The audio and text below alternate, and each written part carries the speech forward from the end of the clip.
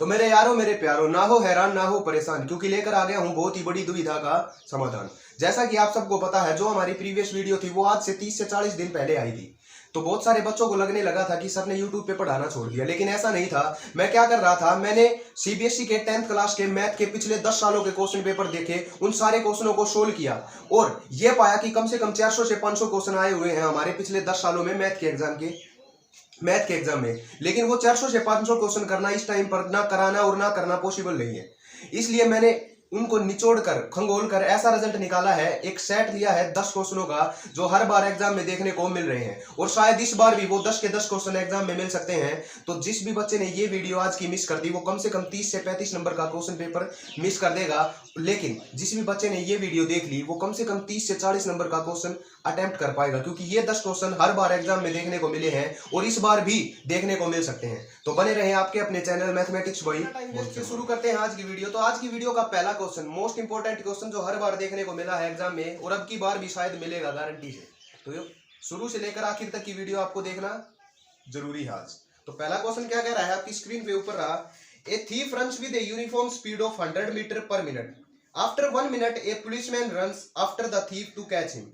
He goes with a speed of 100 meter per minute in the first minute and increase his speed by 10 minute per minute every successive minute. After how many minutes the policeman will catch the thief? Question को समझे। क्या कह रहा है कि एक thief भागा और उसको पकड़ने के लिए उसके पीछे कौन भागा? पुलिसमैन भागा। सीधी सी बात है, उसको पकड़े तो गई। लेकिन पहले कौन भागा? वो चोर भागा। उसकी 1 मिनट के बाद पुलिसमैन भागा। ये ऐसे कह रहा है कि यहां से मान लिया कि वो चोर है, भाग रहा, और उसकी स्पीड क्या थी? 100 मीटर पर मिनट, यानी 1 मिनट में वो 100 मीटर भाग जाता था। और उसकी स्पीड यूनिफॉर्म दे रखी है इन्होंने, किसकी? थीफ की। तो मान लिया वो पहली मिनट में 100 मीटर भागा, उसके बाद अगली मिनट में भी वो कितना भागा होगा? 100 मीटर भागा होगा, क्योंकि स्पीड चेंज नहीं हो रही। ऐसे करते करते मान लिया कि वो यहां तक टी मिनट भागा। क्यों? क्योंकि पुलिसमैन उसको कभी ना कभी पकड़ेगा ना।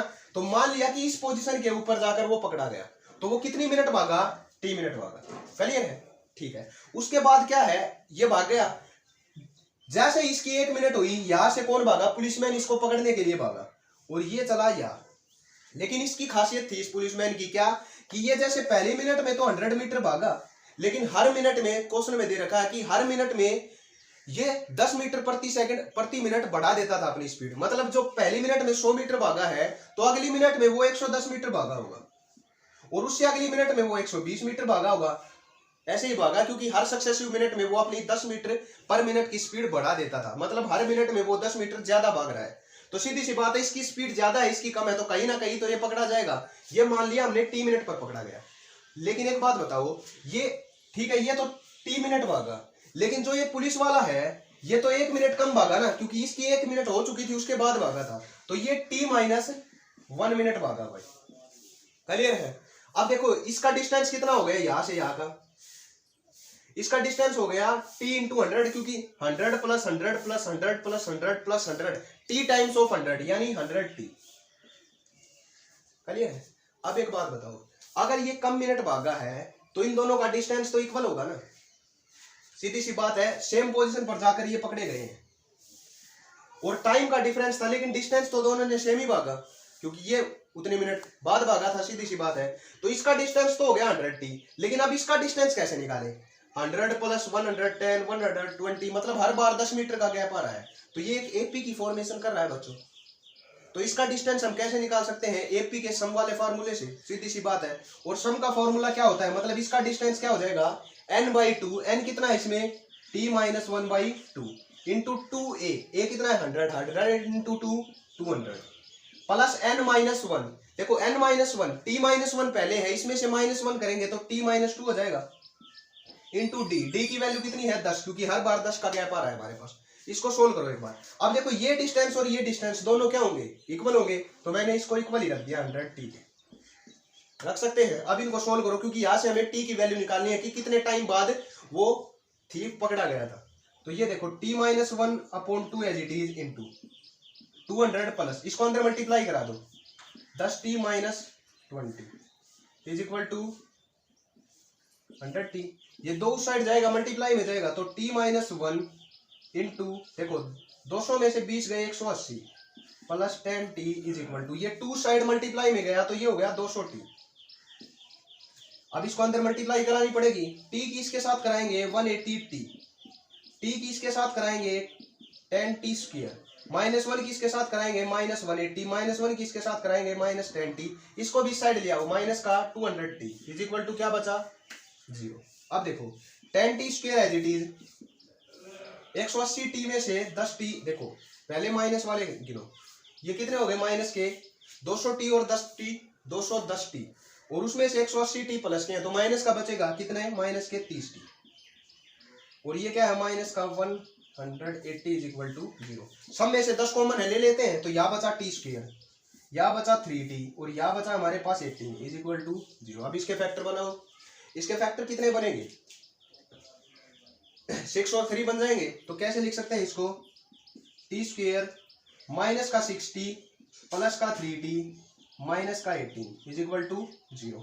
लेने आते होंगे ये, तो यहाँ से t कॉमन ले लेते हैं, t माइनस 6, यहाँ से प्लस का 3 कॉमन लिया तो t minus 6 is equal to 0। तो t की वैल्यू कितनी आई हमारे पास, एक तो आई 6 और एक आई हमारे पास माइनस का 3, लेकिन माइनस का टाइम कभी एग्जिस्ट नहीं करता है, तो हमारे पास t क्या आ जाएगा 6, मतलब 6 मिनट के बाद वो पकड़ा गया होगा। तो ये t हमने किसको माना था, जितना टाइम वो थीफ भागा था, तो थीफ कितनी बार 6 मिनट भागा, और पुलिसमैन कितनी मिनट भागा 5 मिनट, क्योंकि 1 मिनट कम भागा था ना, तो पुलिस वाला 5 मिनट बाद उसको पकड़ लेगा।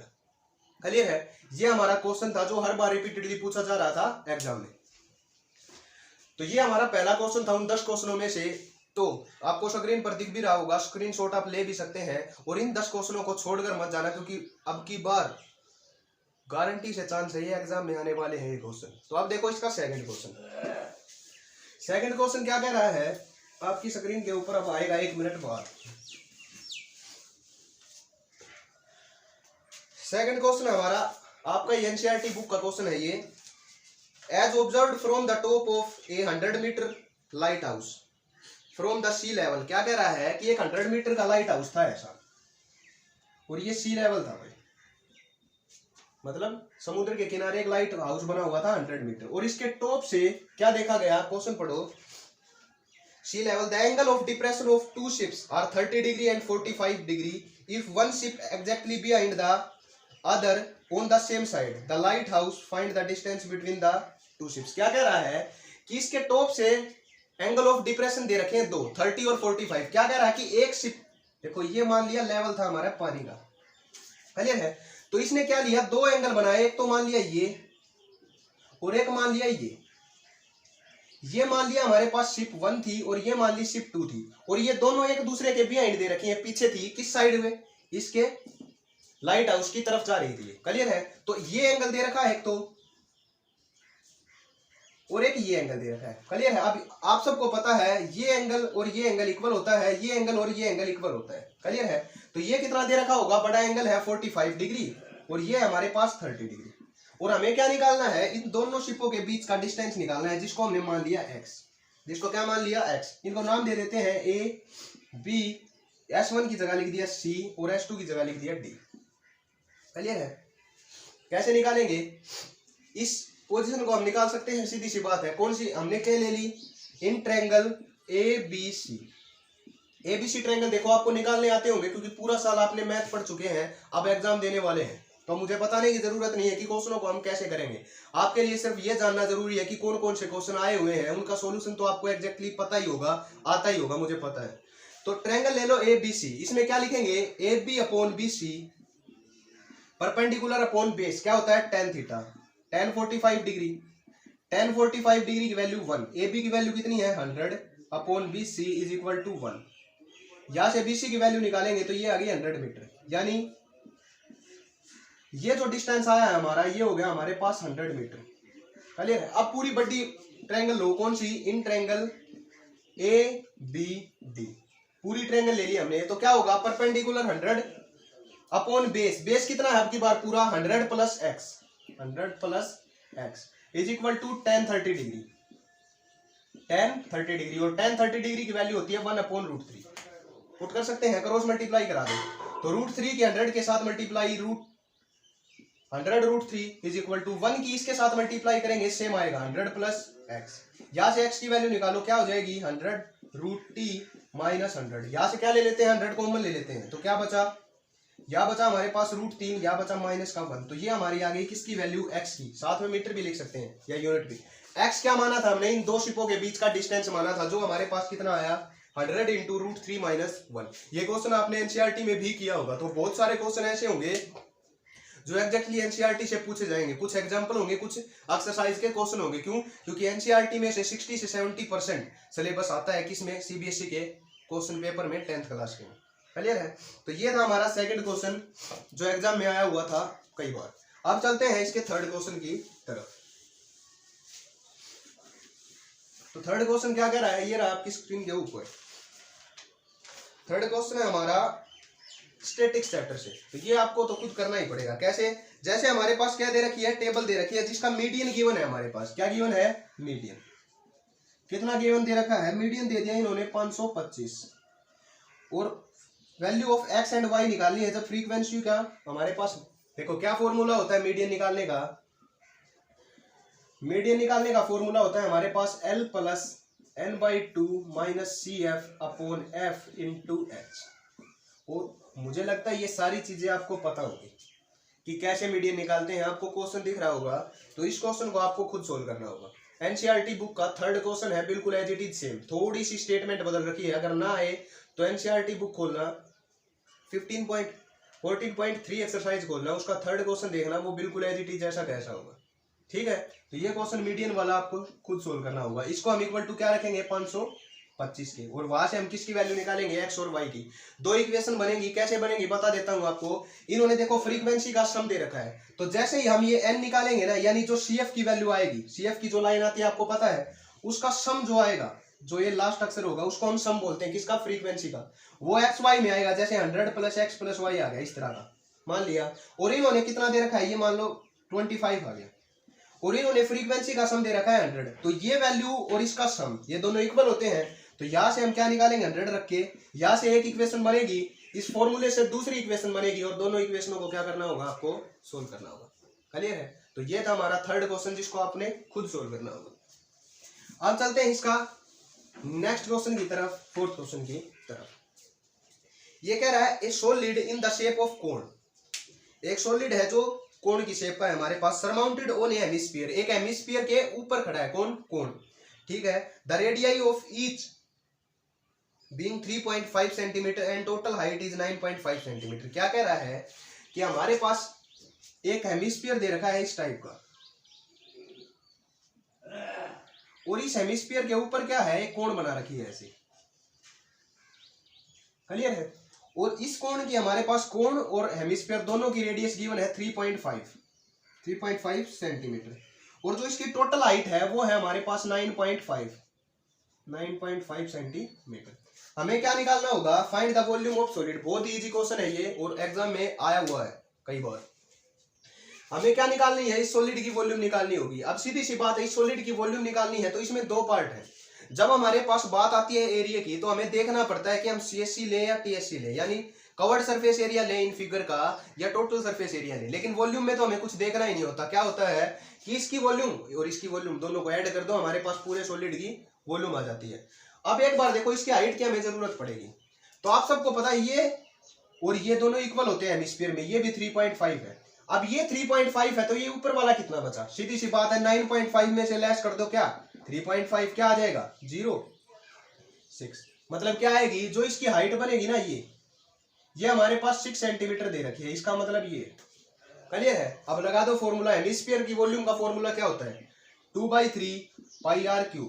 क्लियर है। प्लस में हेमिस्फीयर हो गया, कोण की वॉल्यूम क्या होती है हमारे पास 1/3 πr²h। क्लियर है। ये हमारे पास क्या आ जाएगी, टोटल वॉल्यूम आ जाएगी।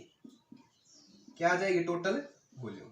कैसे सोल्व करेंगे, देखो 1/3 दोनों में कॉमन है, पाई दोनों में कॉमन है, r², इसमें भी r², तो बाहर निकाल लेते हैं। कॉमन ले लिया हमने, क्या 1/3 πr²। तो यहाँ बचा एक, तो ये 2, और 3 r थे हमारे पास, 2 r बाहर गए, तो एक r बचा, तो 2 इंटू r बचा यहाँ, तो प्लस में यहाँ सिर्फ ये h बचा, तो इसको लिख दिया। अब वैल्यू पुट कर दो, 1/3 पाई की वैल्यू क्या होती है 22/7 इंटू r², r कितना है 3.5, पॉइंट हटा लेते हैं, अपॉन 10 आ जाएगा, पॉइंट हटाएंगे तो आर स्क्वायर है तो एक बार और मल्टीप्लाई करा दो, इंटू में 2r, देखो 3.5 की 2 के साथ मल्टीप्लाई करेंगे 7 आ जाएगा, कितना 7 प्लस h की वैल्यू कितनी है अब 6, इसको 6 पुट कर दिया, कर सकते हैं इतना तो। अब देखो इसको काट दिया 5 पे, 5 से इसको काट दिया 2 पे, 2 से इसको काट दिया 11 पे, काट सकते हैं और तो कुछ कट ही नहीं रहा, तो इनकी क्या कर लेंगे, हम मल्टीप्लाई कर लेंगे। अब देखो यहाँ बचा 11 इंटू यहाँ बचा 35 डिवाइड बाई यहाँ बचा 3 और ये बचा 10 और इनटू में हमारे पास 7 और 6 को ऐड करेंगे 13, कितना आ जाएगा 30।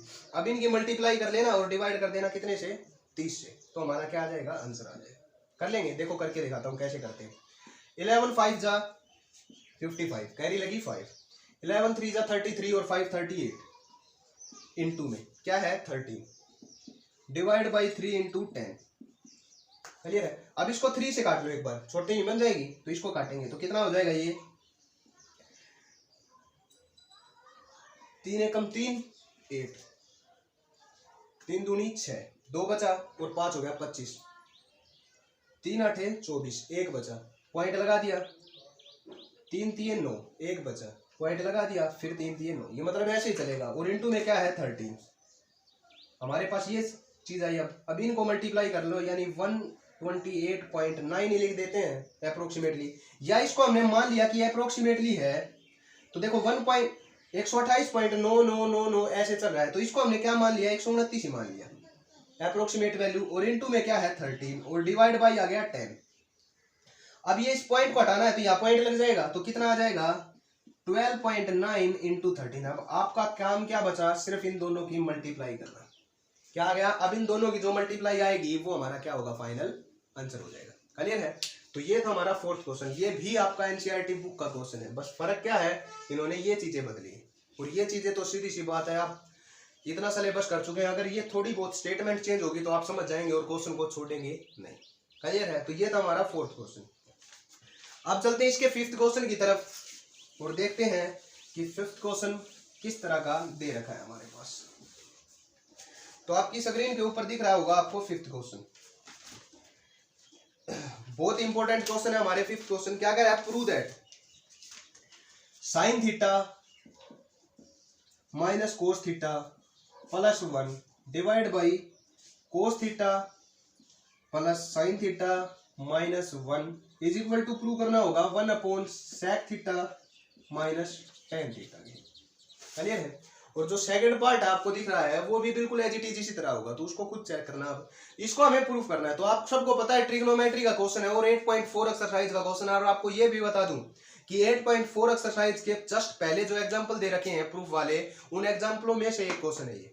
तो अगर आपको समझ में ना आए कि चीज जो भूल जाए तो वो एग्जांपल चेक कर लेना, और बहुत इंपॉर्टेंट एग्जांपल है 8.4 एक्सरसाइज का 5th क्वेश्चन का जो 5th पार्ट है या 3 पार्ट है, जो 3rd पार्ट है, 3rd पार्ट और ये पार्ट बिल्कुल सेम है, इसलिए ये एग्जांपल पहले भी दे रखा है और आपकी एक्सरसाइजों के क्वेश्चन में भी है। इन दोनों का तरीका सेम होगा, जो आपको क्वेश्चन सेकंड दिख रहा है ना, इसी क्वेश्चन का नेक्स्ट पार्ट वो उसी तरह सोल्व होगा। एक्सरसाइज 8.4 का 5th क्वेश्चन का 3rd पार्ट है वो। क्लियर है। इसको कैसे सोल्व करेंगे, हम लेफ्ट हैंड साइड लेकर चलेंगे और उसको किसके इक्वल प्रूव कर देंगे, राइट हैंड साइड के। तो कैसे करेंगे, देखो राइट हैंड साइड में सीकेंट और टेन है हमारे पास, तो हम क्या कर लेते हैं, इस क्वेश्चन की जो लेफ्ट हैंड साइड है उसको सीकेंट और टेन में चेंज कर लेते हैं। तो लेफ्ट हैंड साइड लेकर चले हम, तो क्या हो जाएगा, इसको अगर हम कोस से डिवाइड कर दे तो ये 10 बनेगा, ये 1 बन जाएगा, और 1 अपॉन कोस सीकेंट, मतलब 10 और सीकेंट में बात आ जाएगी। तो क्या कर देते हैं, डिवाइड कर देते हैं, divide nominator and denominator by cos theta. हमने क्या कर दिया, नोमिनेटर और डिनोमिनेटर को कोस थीटा से डिवाइड कर दिया। अब साइन के अपॉन कोस करेंगे तो क्या हो जाएगा, टेन थीटा माइनस कोस अपॉन कोस माइनस का 1, और वो माइनस का 1 मैंने पीछे लिख दिया, लिख सकते हैं, और प्लस 1 अपॉन कोस, ये भी तो चीज बाकी है अभी। 1 अपॉन कोस क्या हो जाएगा, सीकेंट, तो वो प्लस का सीकेंट लिख दिया पहले, ये दोनों को इकट्ठा कर दिया और ये माइनस का 1 पीछे लिख दिया, डिवाइड बाई। ऐसे ही डिनोमिनेटर को डिवाइड करेंगे, कोस अपॉन कोस 1 और उस प्लस के 1 को मैंने लिख दिया पीछे, लिख सकते हैं। साइन अपॉन कोस क्या होता है, टेन थीटा माइनस 1 अपॉन कोस क्या होता है, सीकेंट थीटा। क्लियर है। अब जो मैं आपको बात बताने वाला हूं वो बहुत ही इंपॉर्टेंट है, और जो नेक्स्ट पार्ट है उसमें भी वो आपको पता होगी, बस फर्क क्या होगा, वो बात मैं यार नीचे लगाऊंगा, आपको वो ऊपर लगानी होगी, जो आपका क्वेश्चन है 8.4 का 3rd पार्ट। क्लियर है? कैसे है देखो, आप सबने एक आइडेंटिटी सीखी होगी कि secant square theta minus tan square theta is equal to होता है 1। ये हमारे पास आइडेंटिटी होती है 8.4 एक्सरसाइज की। तो इस 1 की जगह हम ये वैल्यू पुट करेंगे। बस ये क्वेश्चन में थोड़ा इंपॉर्टेंट है और कुछ भी नहीं है। जो नेक्स्ट पार्ट है उसमें आपको इस 1 की जगह खोलनी होगी, लेकिन यहाँ क्या है, या खोलेंगे हम, क्योंकि यहाँ देखो हमारे पास राइट हैंड साइड में क्या है, डिवाइड में चीजें दे रखी हैं, लेकिन आपका जो नेक्स्ट क्वेश्चन है उसमें ऊपर चीजें दे रखी हैं, तो हमें ऊपर खोलना होगा और नीचे दे रखी हो तो नीचे खोलनी होगी आइडेंटिटी। क्लियर है? तो इस 1 की जगह पे ये वैल्यू पुट कर दो। कर सकते हैं? कर दो।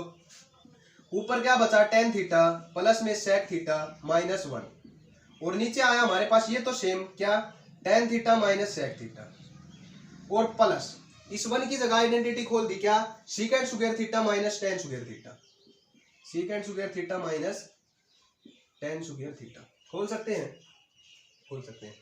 ए स्क्वायर माइनस बी स्क्वायर का फॉर्मूला भी खोल सकते हैं। तो इसकी जगह मैं क्या लिख सकता हूं, direct A plus B A minus B, यानी secant theta plus tan theta into में secant theta minus tan theta. लिख सकते हैं? ऐसा तो लिख सकते हैं, क्योंकि A square minus B square को क्या लिखते हैं, A square minus B square होगा ही, तो उसका फॉर्मूला हो जाता है A plus B into A minus B. अब देखो यहाँ tan theta minus sec theta है, या sec theta minus tan theta. अगर इन दोनों को कॉमन निकालना चाहूँ तो यहाँ से माइनस कॉमन लेना होगा ना। मैंने यहाँ से माइनस कॉमन ले लिया, तो माइनस कॉमन लिया, वो माइनस यहाँ लगा दिया, कहाँ लगा दिया, यहाँ, और ये चेंज हो जाएंगे, क्या बन जाएगा, tan theta minus sec theta बनेगा। क्यों? क्योंकि जो प्लस वाली चीज थी वो माइनस हो जाएगी, माइनस वाली प्लस, सेम ही चीज है। अब tan theta minus sec theta, sec tan theta minus sec theta, ये कॉमन ले लेते हैं, ले ले कॉमन, आ जाओ। तो ऊपर बचा हमारे पास tan theta plus sec theta और माइनस का वन है थीटीज, और नीचे क्या कर लिया मैंने, tan theta minus sec theta ले लिया कॉमन। ले सकते हैं? ले सकते हैं। यहाँ क्या बच जाएगा, वन, वन बचेगा, ये तो बाहर चला गया ना, ये तो वन बचा। अब देखो ये माइनस है हमारे पास, अब की बार क्या है, माइनस, तो ये तो बाहर आ चुका है, माइनस है, तो ये दोनों क्या हो जाएंगी, माइनस हो जाएंगी। तो माइनस का हो जाएगा सेक थीटा और माइनस का ही हो जाएगा टेन थीटा। क्लियर है? ठीक है। अब देखो, अब हमारे पास ऊपर देखो माइनस का तो वन है, ये रहा, यहाँ प्लस का है, और ये दोनों प्लस के हैं। क्लियर है ना? तो क्या कर लेते हैं, अब यहाँ से जो माइनस कॉमन ली थी ना, वो माइनस फिर कॉमन ले लेते हैं एक बार। क्यों? क्योंकि ऊपर वाला और नीचे वाला सेम हो जाएगा। अगर मैं यहाँ से माइनस कॉमन लेकर यहाँ माइनस लगा दूं, और ये हो गया माइनस का वन, और ये दोनों हो गए प्लस के। क्यों? माइनस कॉमन लिया है, तो नहीं लेते तो हमारे पास कॉमन नहीं निकलती चीजें, इसलिए लेना पड़ा। अब ये ऊपर वाला और नीचे वाला हो गया कैंसिल। क्यों? देखो माइनस का वन, प्लस का सेक, प्लस का टेन, तो ऊपर वाले और नीचे वाला सेम है, तो कैंसिल कर दिया। नीचे क्या बचा, देखो ऊपर तो बचा वन, डिवाइड बाई, अब इस माइनस को अंदर ले जाओ, ये माइनस और ये माइनस क्या हो जाएगा, प्लस, और ये माइनस, तो ये प्लस का सेक थीटा तो लिख दिया पहले, और ये माइनस का टेन थीटा लिख दिया बाद में। और एक बार चेक करो, यही हमारी क्या थी, राइट हैंड साइड। क्लियर है? तो हमने लेफ्ट हैंड साइड को equal to right hand side prove कर दिया, और हमारा क्वेश्चन हो गया कंप्लीट। देखो पजल नहीं होना और डरना नहीं है, बिल्कुल इजी क्वेश्चन है। क्या किया है, सिर्फ इस वन की आइडेंटिटी को ली है, और कुछ चीजें कॉमन लेने के लिए माइनस कॉमन ली है 2 बार, बस, और कुछ भी नहीं है। क्वेश्चन इंपॉर्टेंट है। अगर बहुत सारे ऐसे क्वेश्चन होंगे, बहुत सारे टीचर होंगे जो इसमें क्या करेंगे, सीकेंट माइनस टेन की मल्टीप्लाई करा देंगे, डिवाइड करा देंगे, और फिर वो ज्यादा पजल हो जाओगे आप। तो इस क्वेश्चन को इसी तरह आपको सोल्व करने आना, पेपर में सोल्व करके आना है। क्लियर है? तो ये था हमारा क्वेश्चन जो एग्जाम में आया हुआ था। अब चलो नेक्स्ट क्वेश्चन के ऊपर और देखते हैं। जो इसका सेकंड पार्ट है उसका सेम वे इसी तरह आपको सोल्व करना होगा। तो क्लियर है? करके देखना उसको। अब आ जाओ नेक्स्ट क्वेश्चन के ऊपर। तो नेक्स्ट क्वेश्चन आप सब ने देखा होगा और पता होगा कि ये तो हर बार एग्जाम में देखने को मिल जाता है कि prove that √3 is a irrational number. Prove that √3 is irrational number,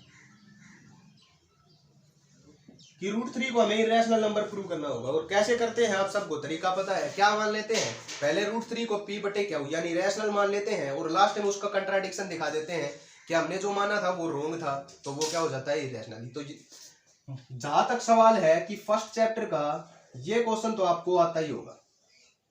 clear है? तो इस क्वेश्चन को मैं नहीं कराने वाला, सिर्फ आपको बताने के लिए दे दिया ये क्वेश्चन, वरना उठाता भी नहीं मैं, और क्वेश्चन उठा लेता। लेकिन ये √3 वाला क्वेश्चन इतना इंपॉर्टेंट है कि हर बार एग्जाम में देखने को मिल जाता है।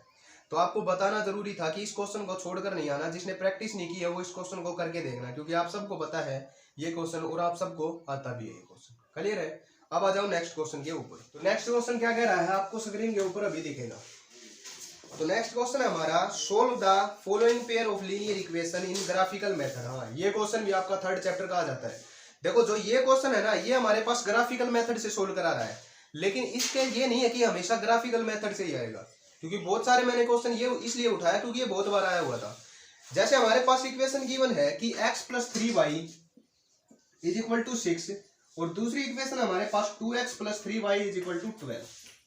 ये हमारे पास दो इक्वेशन गिवन है। Also find the area of triangle form represented by graphical method. ये क्वेश्चन इंपॉर्टेंट क्यों है? देखो सोल्व तो दो इक्वेशनों को थर्ड चैप्टर में से वो किसी भी मेथड से करा लेता, एलिमिनेशन मेथड से, सब्स्टिट्यूशन मेथड से, क्रॉस मल्टीप्लिकेशन मेथड से और ग्राफिकल मेथड से। बहुत सारे मेथड है उसके पास, लेकिन उसने ग्राफिकल मेथड उठाया। क्यों उठाया है? क्योंकि इसने साथ में एक कंडीशन और दे दी कि जो इन दोनों लाइनों से ट्रायंगल फॉर्म होगी उस ट्रायंगल का एरिया भी बताना होगा। तो आप सबको पता है कि ग्राफिकल मेथड से हम किस तरह सोल्व करते हैं क्वेश्चनों को। तो एक बार फिर कर लेते हैं। कैसे करते हैं? सबसे पहले हम ग्राफ बनाते हैं किनके? दोनों इक्वेशनों के। यहां से दोनों ग्राफ बना लिए हमने। कैसे बनाएंगे? इस तरह।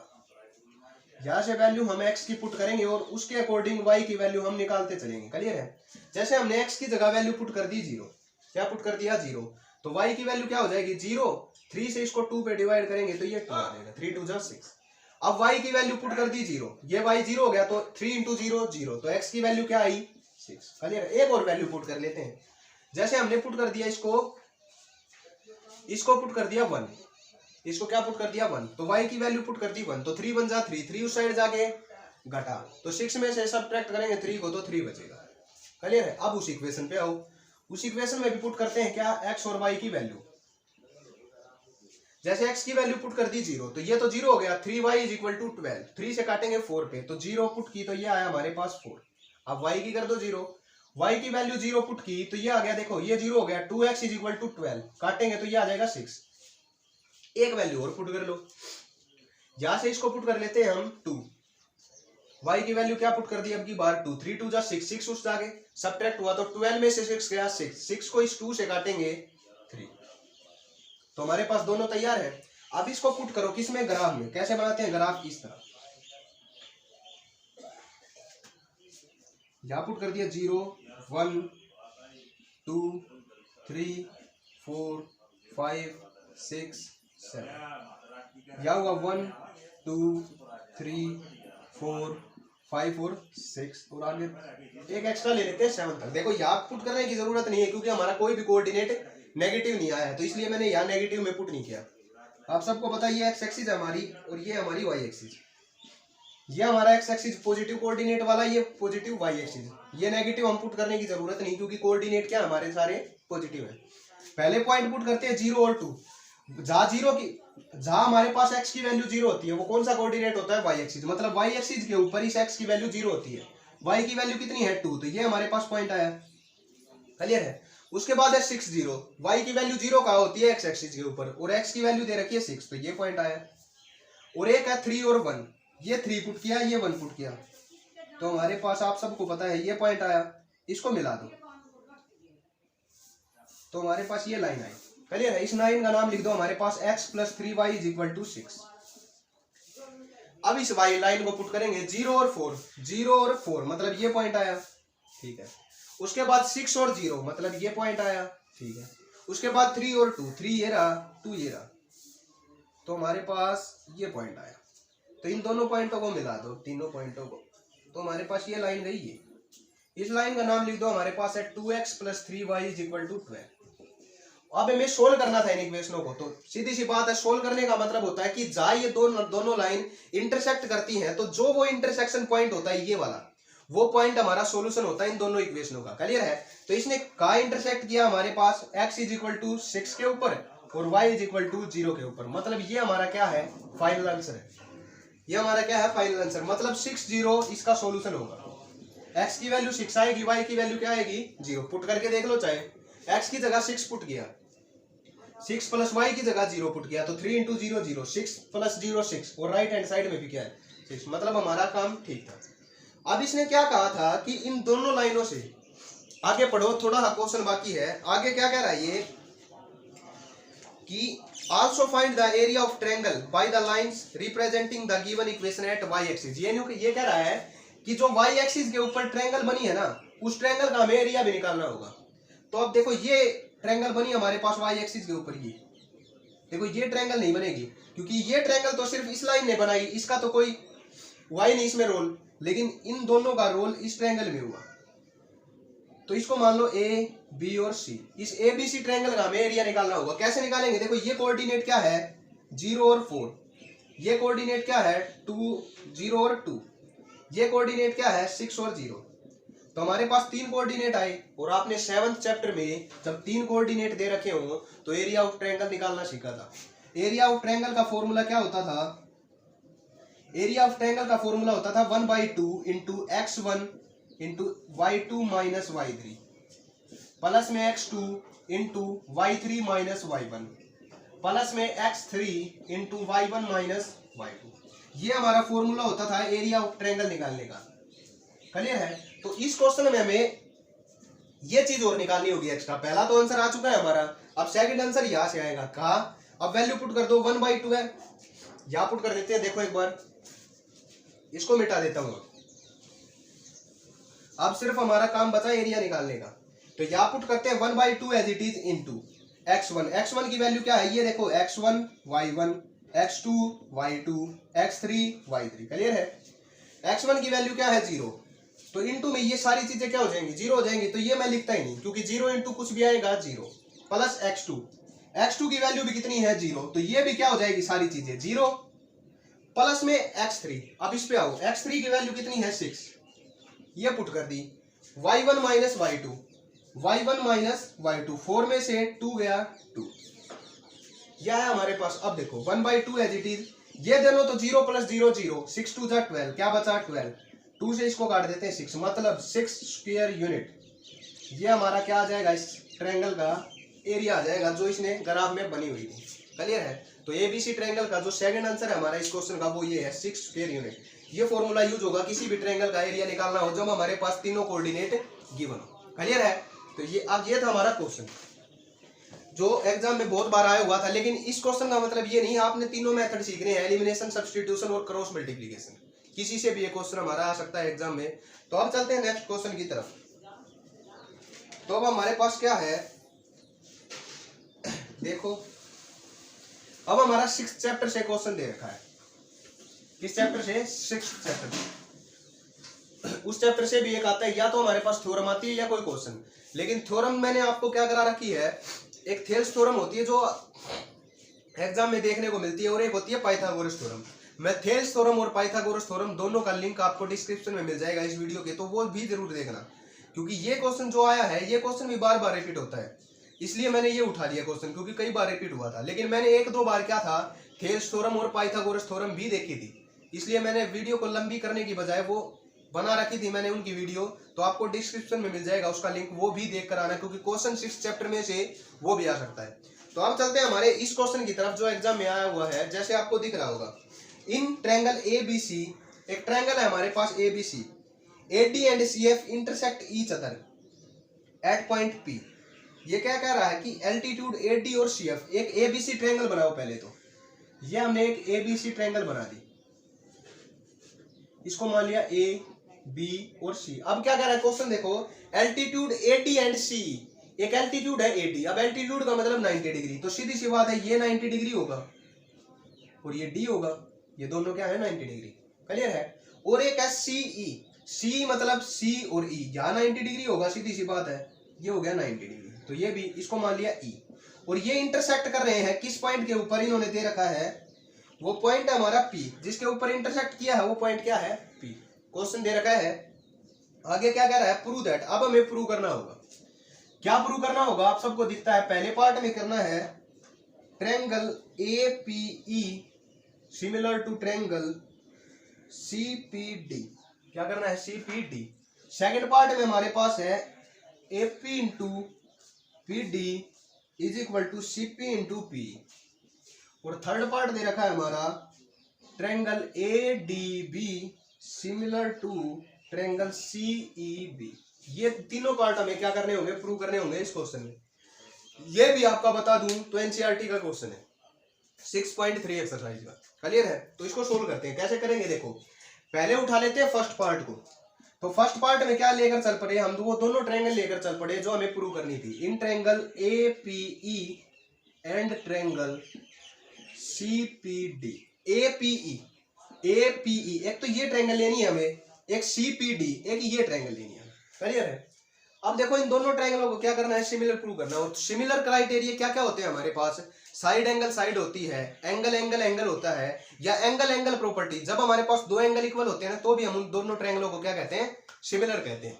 तो क्या करेंगे, उस एंगल एंगल प्रॉपर्टी का यूज करेंगे इस क्वेश्चन में। देखो कैसे, ये बताओ कि एंगल एपीई, ये एंगल और ये एंगल दोनों इक्वल नहीं है। क्यों? क्योंकि वर्टिकली अपोजिट एंगल है। तो क्या लिख सकते हैं, angle APE equal to angle CPD. क्यों? Vertically opposite angle. क्लियर है? और एक एंगल देखो, ये भी 90 डिग्री का है और ये भी 90 डिग्री का है और इसी ट्रायंगल में यूज है। मतलब angle AEP is equal to है एंगल सीडीपी। क्यों? इज 90 डिग्री, दोनों क्या है हमारे 90 डिग्री के हैं। तो बाई एंगल एंगल प्रॉपर्टी से, बाई एंगल एंगल क्राइटेरिया क्या कह सकते हैं हम, ट्रायंगल एपीई सिमिलर है बाई ट्रायंगल सीपीडी। तो पहला पार्ट हो गया कंप्लीट। पहला पार्ट क्या हुआ, कंप्लीट। एंगल एंगल प्रॉपर्टी से हम कह सकते हैं कि दोनों ट्रायंगल क्या है हमारे पास, ये सिमिलर दे रखे हैं। अब सेकंड पार्ट पे आओ, तो सेकंड पार्ट का जो प्रूफ है ना वो फर्स्ट पार्ट से ही कंप्लीट हो चुका है। क्यों? क्योंकि हमारे पास एक प्रॉपर्टी होती है कि दो सिमिलर ट्रायंगलों की कोरस्पॉन्डिंग साइड का जो रेशो होता है वो हमारे पास क्या होता है, इक्वल होता है। जैसे AP into P D is equal to CP into P. देखो एपी हमारे पास क्या है, इसकी साइड है, इस ट्रायंगल की। क्लियर है? एपी किसकी साइड है हमारे पास, इस ट्रायंगल की। और पीई ये भी इस ट्रायंगल की है, लेकिन सीएफ देखो, सीपी इस ट्रायंगल की ये ले ली, इस ट्रायंगल की ये ले ली। मतलब एपी अपॉन सीपी, ये दोनों ट्रायंगल थी ना, इसकी साइड अपॉन इसकी साइड, इन दोनों का रेशो क्या होता है, एक और इसकी साइड अब की बार क्या ले ली, पीई। क्या ले ली हमने, पीई। और दूसरी इसकी साइड ले ली पीडी। क्लियर है? यही बात होती है कि जो दो सिमिलर ट्रायंगल होती हैं उनकी साइड का जो रेशो होता है वो इक्वल होता है। ऊपर इस वाली ट्रायंगल की साइड, नीचे इस वाली ट्रायंगल की साइड, इक्वल टू ऊपर इस वाली ट्रायंगल की साइड, नीचे इस वाली। लिख सकते हैं। क्यों? इसको लिख सकते हैं भाई फर्स्ट पार्ट, इसको फर्स्ट पार्ट से हमने लिख दिया क्योंकि दो सिमिलर ट्रायंगलों का रेशो क्या होता है, इक्वल। अब क्रॉस मल्टीप्लाई करा दो, AP into P D is equal to क्या हो जाएगा, सीपी इंटू पी। और यही हमें क्या करना था, प्रूफ करना था इस क्वेश्चन में। क्लियर है? अब आ जाओ थर्ड पार्ट के ऊपर। तो थर्ड पार्ट में क्या लेकर चल पड़े, इन दोनों ट्रायंगलों को लेकर चल पड़ो। In triangle A D B and triangle C E B. A D B कौन सी है, ए डी बी ये वाली पूरी साइड है, अब की बार बड़ी। और सी ई बी और ये वाली, ये इसको मिटा दो एक बार। अब देखो ये एक ट्रायंगल है ये वाली, और अब एक ट्रायंगल है ये वाली। ये दोनों ट्रायंगलों का इसने यूज कर दिया। तो कैसे करेंगे देखो, एक तो इन दोनों ट्रायंगलों में क्या है, ये जो बी एंगल है वो कॉमन दिख रहा है हमें, इसमें भी और इसमें भी। तो क्या लिख सकते हैं, angle B is equal to angle B. क्या है, दोनों में हमारे पास कॉमन एंगल है। अब एक एंगल हम 90 डिग्री वाला प्रूव करेंगे, कौन सा, ये एंगल भी तो 90 डिग्री का है और ये एंगल भी 90 डिग्री का। तो क्या लिख सकते हैं, angle BEC is equal to होगा एंगल एडीबी के, is equal to angle ADB. क्यों? इज 90 डिग्री, दोनों क्या है 90 डिग्री के हमारे पास। अब बीईसी क्या है, बीईसी इस ट्रायंगल का हिस्सा था और एडीबी इस ट्रायंगल का हिस्सा था। मतलब ये एंगल इस वाली का और ये एंगल इस वाली का, लिख सकते हैं। तो इस पार्ट को भी हम कैसे प्रूव करेंगे, बाई एंगल एंगल प्रॉपर्टी। तो बाई एंगल एंगल से क्या कह सकते हैं कि एंगल एडीबी होगा जो, वो सिमिलर होगा हमारा सीईबी के। क्लियर है? तो इस पार्ट को भी हमने प्रूफ कर दिया। अब चलते हैं इसके लास्ट क्वेश्चन की तरफ। अब लास्ट क्वेश्चन क्या है वो देखो, आपकी स्क्रीन के ऊपर दिखेगा अभी। तो लास्ट क्वेश्चन है हमारा प्रोबेबिलिटी चैप्टर का। किसका, प्रोबेबिलिटी चैप्टर का। क्या कह रहा है, king queen and jack of club are removed from the pack of 52 cards. क्या कह रहा है कि एक किंग, एक क्वीन और एक जैक, लेकिन किसकी है ये, क्लब। आप सबको पता है 4 पार्ट होते हैं, 13 13 13 13 का पैक होता है, क्लब, डायमंड, स्पेड और हार्ट का। क्लियर है। देखो 50 जो 2 कार्ड्स होते हैं हमारे, उसमें क्या होता है, एक होता है क्लब, एक होता है हार्ट, एक होता है डायमंड, और एक क्या होता है हमारे पास, क्लब, डायमंड, हार्ट, एक और होता है।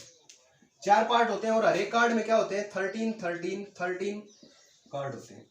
इनमें से 2 क्या होते हैं, रेड होते हैं, मतलब 26 तो रेड होते हैं, और 26 क्या होते हैं हमारे पास, ब्लैक। क्लियर है। अब ये क्या है, क्लब। क्लब मतलब 13 कार्डों में से 3 कार्ड इसने रिमूव कर दिए। कौन कौन से, एक तो किंग गया, एक क्वीन गई और एक जैक गया, मतलब तीनों जो फेस कार्ड थे ना वो इसने रिमूव कर दिए। तो टोटल अब की बार कितने कार्ड बचे हमारे पास, 49। टोटल कार्ड कितने हैं, 49, क्योंकि 3 कार्ड हमारे जा चुके हैं। अब प्रोबेबिलिटी क्या कह रहा है पहले पार्ट में, कि एक स्पेड आने की प्रोबेबिलिटी बताओ। पहला पार्ट में देखो स्पेड, स्पेड कितने हैं हमारे पास, देखो फोर्थ जो पार्ट होता है ना वो स्पेड का ही होता है, इसका होता है स्पेड।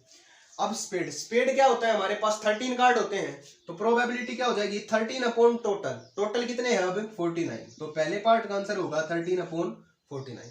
क्यों, क्योंकि एक स्पेड आने की प्रोबेबिलिटी क्या, स्पेड कितने होते हैं, 13। इसमें क्या है, क्लब के 3 पत्ते गायब है, यानी अब इसमें 10 बचे हुए हैं। बात समझ रहे हो ना आप, यहां से 3 कार्ड रिमूव हो चुके हैं। तो पहले पार्ट का आंसर आ जाएगा 13 अपॉन 49। अगला पार्ट क्या रहा है, ए ब्लैक किंग। सेकंड पार्ट में क्या है, एक ब्लैक किंग पूछ रहा है। अब देखो किंग हमारा गायब हो चुका है क्लब से, और क्लब क्या होता है, ब्लैक ही होता है। देखो हार्ट और स्पेड, सॉरी हार्ट और क्लब, ये हमारे दोनों क्या होते हैं, रेड होते हैं। ये क्या होते हैं, रेड। और डायमंड और स्पेड ये हमारे क्या होते हैं, ब्लैक होते हैं। क्लियर है। अब ये क्या कह रहा है, ब्लैक किंग निकालने हैं हमें। ब्लैक किंग कितने होते हैं, 2 होते हैं, सीधी सी बात, एक इसका और एक इसका। तो 2 ब्लैक किंग होते हैं, डिवाइड बाई टोटल। टोटल कितना है, 49। तो दूसरे का आंसर हो जाएगा हमारे पास 40। क्लियर है। 1-2 पार्ट और है, उनको इसी तरह हम क्या कर सकते हैं, सोल्व कर सकते हैं। क्लियर है। तो ये थे हमारे 10 क्वेश्चन, जिनको बिल्कुल इजी वे से मैंने आपको एक एक करके सोल्व कराया। और इतने इंपॉर्टेंट क्वेश्चन थे ये कि हर बार आपने देखा होगा, लिखा भी था 2019 में, 2014 में, 2012 में, कईयों में तो ऐसा भी लिखा हुआ है 2012 से लेकर 20 तक, मतलब हर बार रिपीट हो रहे थे ये क्वेश्चन। तो ये क्वेश्चन अगर आपने समझ लिए तो ज़्यादातर क्वेश्चन पेपर में ऐसे ही क्वेश्चन देखने को मिलेंगे। अगर बिल्कुल एग्जैक्टली ये क्वेश्चन नहीं मिला तो सीधी सी बात है, इस जैसा क्वेश्चन जरूर मिलेगा। तो आपको ये नहीं होगा इस वीडियो को देखने के बाद कि आपने टाइम वेस्ट किया है। हर बार एग्जाम में आए हुए हैं और चांस है अब की बार भी एग्जाम में देखने को मिल सकते हैं ऐसे क्वेश्चन। तो आज के लिए इतना ही, मिलते हैं नेक्स्ट वीडियो में किसी नेक्स्ट टॉपिक के साथ।